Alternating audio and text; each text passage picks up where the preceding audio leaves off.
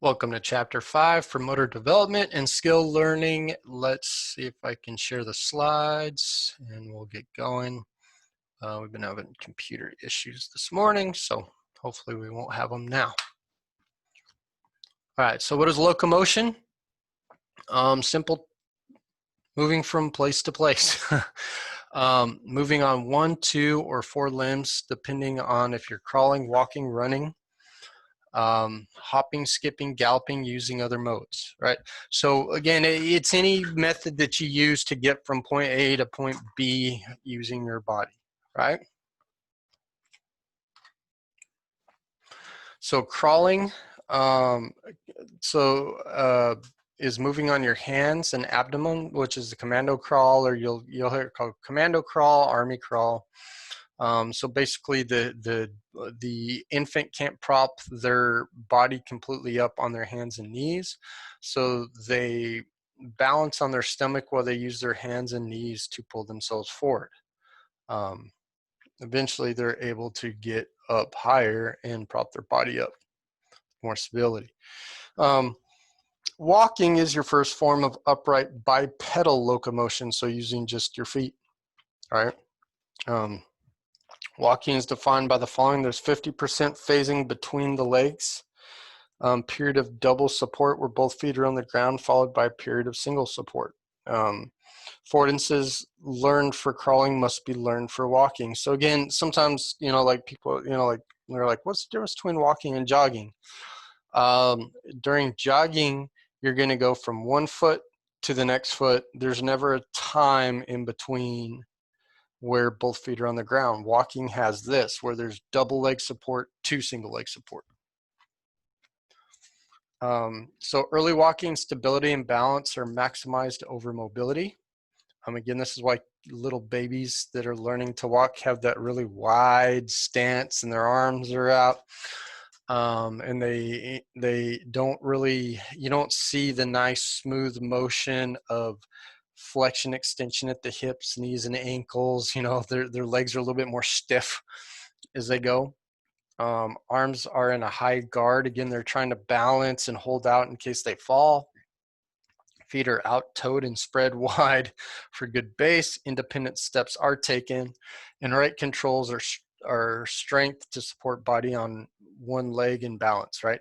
So they try to spend more time on both legs, and it's that weird fear of trying to get from like one leg to the other, right?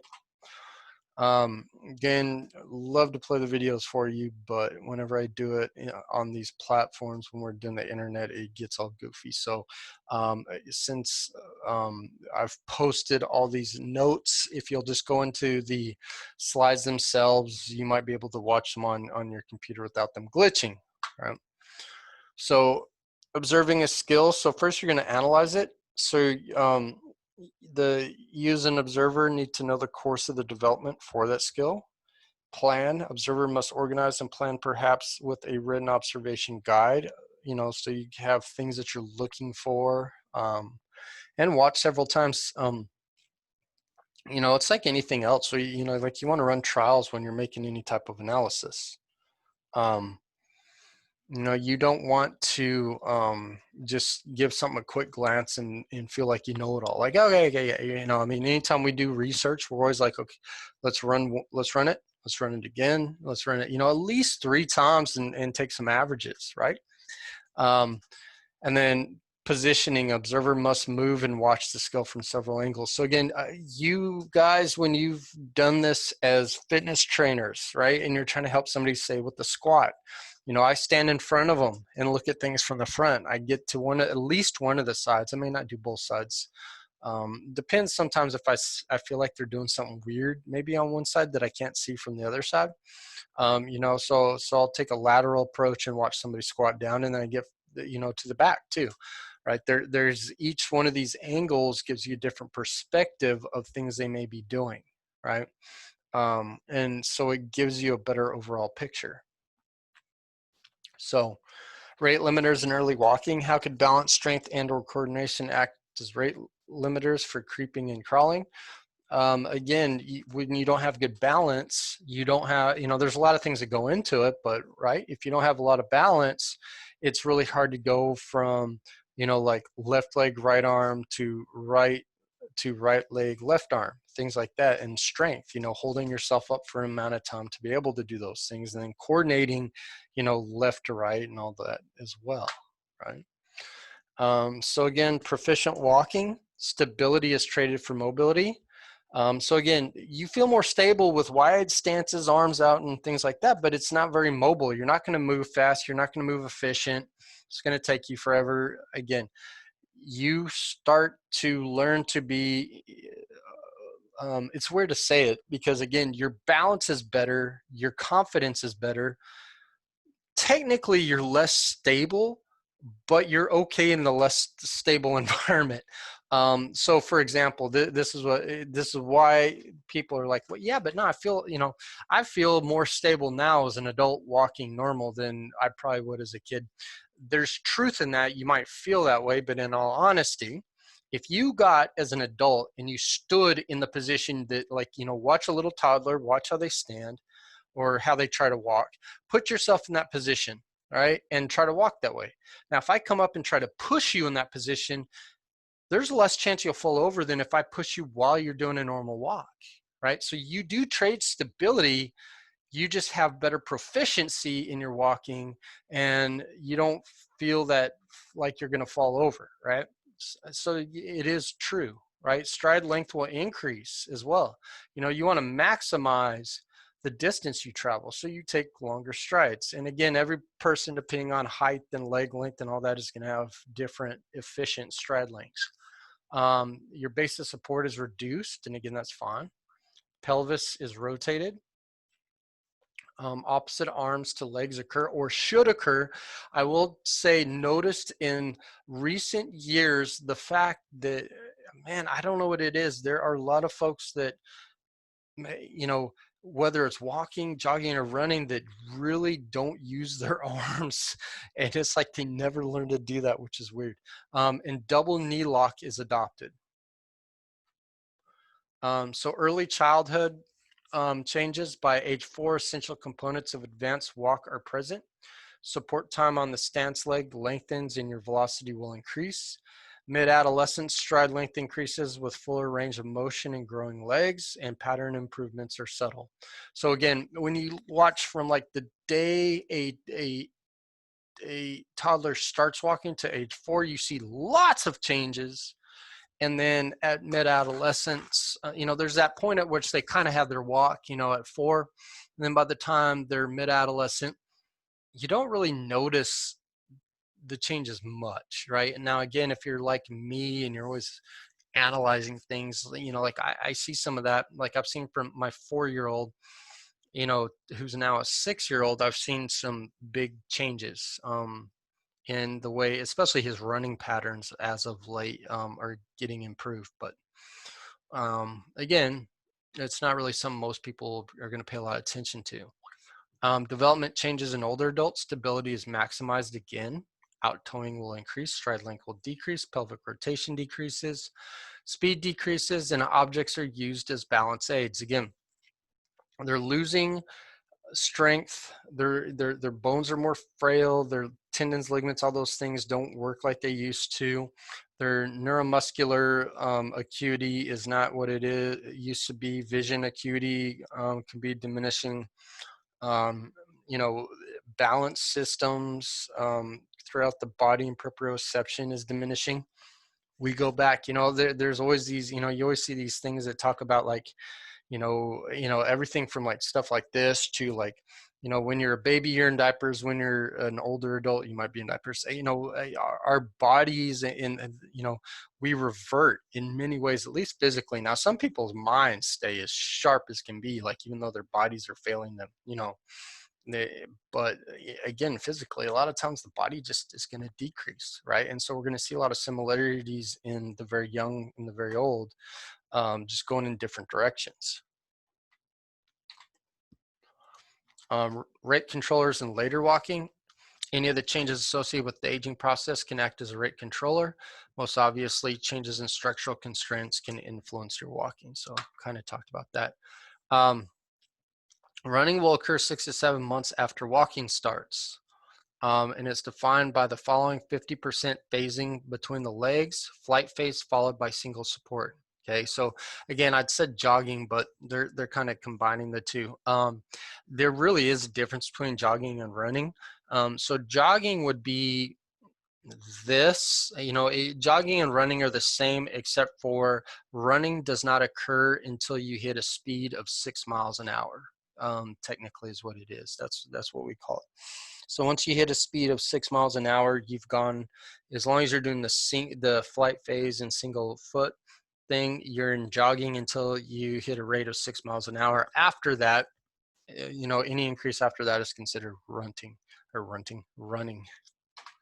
I started to say running and sprinting together. All right. So early running: stability over mobility, return to some of the old behaviors. Arms in high guard, limited range of motion, short stride lengths, little rotation. Again, because now you're taking flight, it's a little different, right? So the kids, it's like, you guys think about this. Anytime you're learning a new skill, the smoothness of whatever you're learning is gone. Whether it's a new dance move, you know, uh, when like you see, like if you watch surfing, right, you see it just like a professional surfer, they pop up on the board, they make it, it's like they're cocky, right? They pop up on the board, everything looks nice and smooth, they're carving through the water, it's they're standing up really upright, and they a lot of times, like when they're doing maneuvers, they're in this like defensive stance, but as soon as they get like a smooth part and they're just cruising, you'll see them stand upright. They'll get these like kind of cocky stance, like, oh, look at me, right? Where you got a beginner, they could be on a board on a little wave and they're just going straight, they're not moving around, and again they're in this defensive stance, like I'm balancing. And again, it's they don't have the skill down, they don't have the trust of their body. Same thing. When I'm on a skateboard, it's funny because I used to, my wife said something to me a while back. She goes, man, you don't look real comfortable on a skateboard, because before I used to skateboard a lot and I was real comfortable, and I only get on a skateboard once in a great while now. So my balance isn't what it used to be. So I'm a little bit more of a defensive stance, reverting back. Um, you know, Same thing, with snowboarding.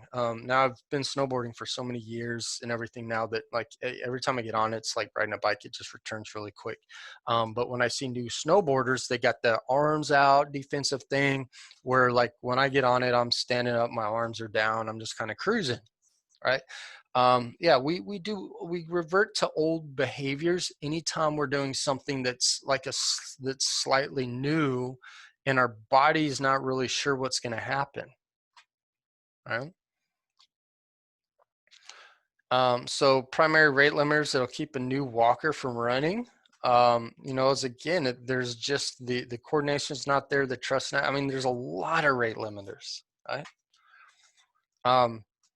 Again, proficient running, you'd have less stability, more mobility, increased stride length, plantar movements, narrow base of support, trunk rotation, opposition. Now again, trunk rotation, really good runners sometimes don't have a lot of trunk rotation, in the sense, like you won't see the upper body, pelvis, and all that stuff swivel too much. Again, difference in opinions on proficiency, right? So early running: as children grow, qualitative changes of running patterns combined with physical growth and maturation generally result in improved quantitative measures of running. Later running patterns help increase stability and balance, decrease appearance of the following: stride length, number of strides, range of motion, speed, and the rate controllers are balance and strength. Exercise can allow seniors to run for years. Again, um, you know, there's, I remember seeing a guy, I want to say he was like 109 or 110, like ran a marathon. I mean, it's pretty impressive, right? Running requires greater generation of force and ability to balance. Small changes in constraints can affect later running.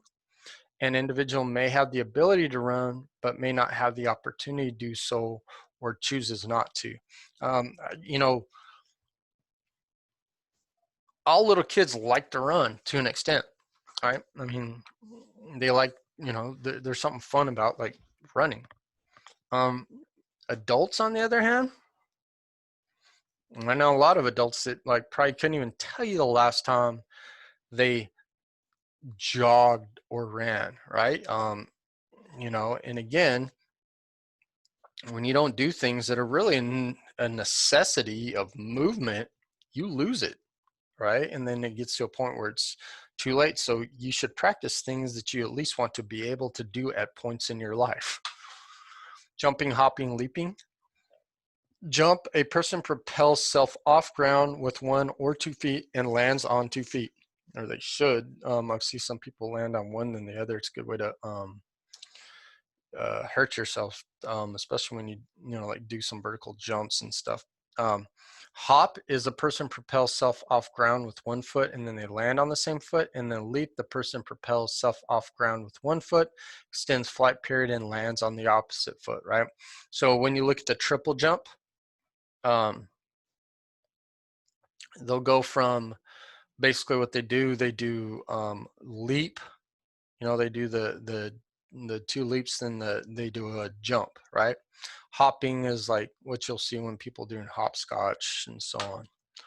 Early jumping. Children often begin simple jumping before age 2. People can perform either vertical or horizontal standing long jump. Early characteristics include the following: jumping only vertically, 1 foot takeoff or landing, no or limited prep movements. Again, this way your little kids, you're like, man, maybe they're going to be a basketball player. And every little kid, I'm sorry, when they first learn to jump, you're like, ah, nah, man, they don't even get like a quarter of an inch. And it's, again, it's just they don't feel comfortable, right? So don't be discouraged. Proficient jumping. You learn to have a good preparatory crouch, maximizes your takeoff force. This helps with your SSC cycle. Both feet leave the ground at the same time. Arms swing used during the jump. For vertical jump, force is directed downward, body is extended. And for horizontal jump, force is directed down and backward. Knees are flexed during flight.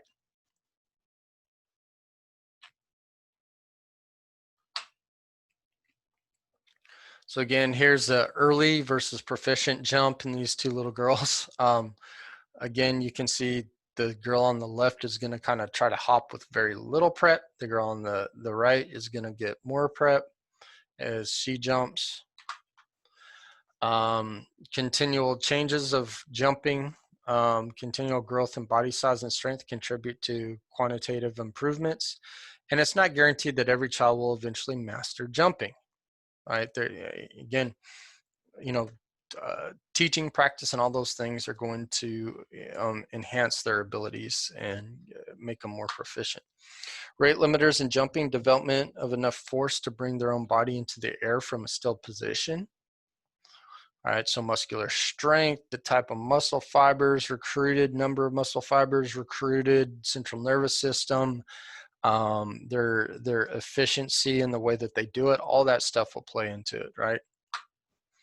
Early hopping. Hopping starts later than jumping. Early characteristics include the following: support leg is lifted rather than used to project the body. Arms are inactive. Swing leg is held rigid in front of the body. Proficient hopping, your swing leg leads hip and moves through full range. So you're going to swing it almost like you're running, right? It just never touches the ground. Support leg extends fully at the hip. Oppositional arm movement generates force, and support leg is flexed on landing, right? Again, you don't want to land stiff-legged. You can already see, you know, in these 2 pictures, the kid and the small kid on the left has his arms down, where the kid in his leg is just back with his knee down. The kid on the right is propelling himself forward. You can see he's using his arm and opposite leg almost as if he's running, and he'll continue to do that through the hopping phase, right? Few children under 3 can hop repeatedly. Adaptations of the neuromuscular system moderates the force of landing. Changes are due at least in part to the interaction of the individual constraints in the body and within the framework of the principles of motion. Again, basically all that says is, you know, certain people pick it up quicker. Certain people have more limiting, you know, rate limiters and everything else genetically, the way they learn, so on and so forth. Again, I can't play that. Rate controllers and hopping depend on postural systems' ability to balance the body on one limb for a succession of hops, ability to generate enough force to lift the body with one limb, recover and quickly generate enough force. So again, like how quickly can you get back into your stretch shortening cycle and create a bounce to increase your force and go faster, right? Galloping, sliding, and skipping involve a combination of skills. So a gallop is forward step on one foot and then you leap to the other. Slides, sideways step on one foot, leap to the other. Gallop and slides are both asymmetric. And a skip is symmetric, alternating step hops on one foot, then on the other. Okay.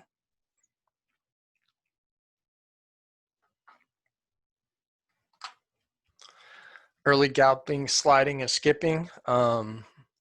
Arrhythmic and stiff movements, little or no arm movement, little or no trunk rotation, exaggeration of vertical lift, short stride, or step length are all common. Proficiency, the arms are no longer needed for balance. In skipping, the arms will swing rhythmically in opposition to the legs, provide momentum. Child can use the arms for another purpose during galloping and sliding, such as clapping. You know, again, when you're adding those into sports things, you may do stuff like putting them in defensive positions, like you're guarding balls and things like that, right? Galloping is the first to emerge around 2 to 3 years of age. Sliding comes next, and then skipping is usually the last around 4 to 7 years of age. So rate limiters, galloping, coordination, uncoupling legs, differential force production, legs performing different tasks. Sliding, just coordination, turning to one side, or, you know, like some people are like one side dominant and things like that. They, you know, they feel comfortable going one way, not the other. Skipping, coordination, just be able to perform 2 tasks with one leg. Other locomotor skills, given that humans can move in various ways, gallop, skip, slide, why is walking most frequently chosen?